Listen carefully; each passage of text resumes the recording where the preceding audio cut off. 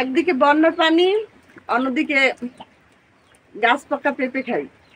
বিসমিল্লাহ।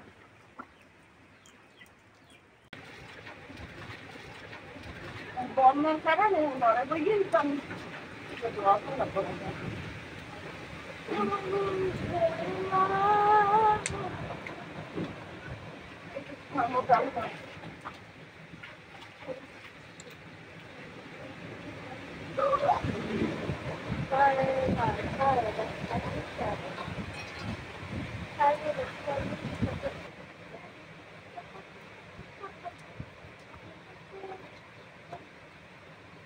আর একটা বাড়ি দিন মার,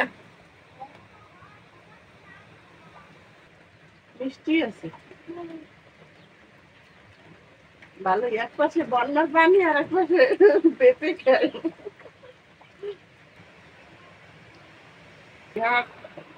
ধৈর্য কাটাও যায়, কাটতেও কষ্ট।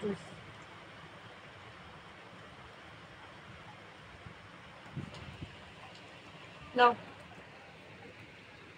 খাও, মানে না খাও, খাও খাও। খায় না, খাও। কাঁচা কুমড়ো করে কাটতে আসছি, খাইয়ে লো আগে।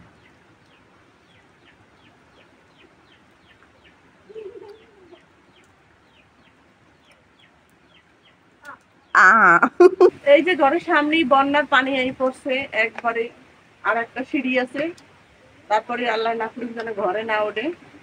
আর এই যে পাকা পেঁপে খাইতে আসি, এই পেঁপে হইছে মোর নিজের গাছের, ভাঙ্গে গেছে পেঁপে গাছ, আর পাকছে, এগুলো সব খাইতেছে। এই কাটলাম এই জায়গায় বলিয়া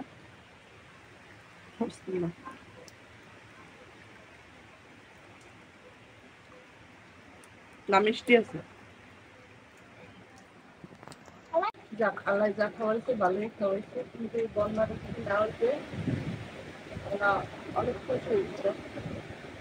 আল্লাহ জানে তোদের কি অবস্থা হয়। যদি মিষ্টি বন্যা না থাকতো তাহলে এই আডিগুলো শুকাইয়া আবার আডি বানাইতে পারতাম, কিন্তু খুব কষ্ট লাগতেছে এই আডিগুলো ফেলাই দেওয়া লাগবে।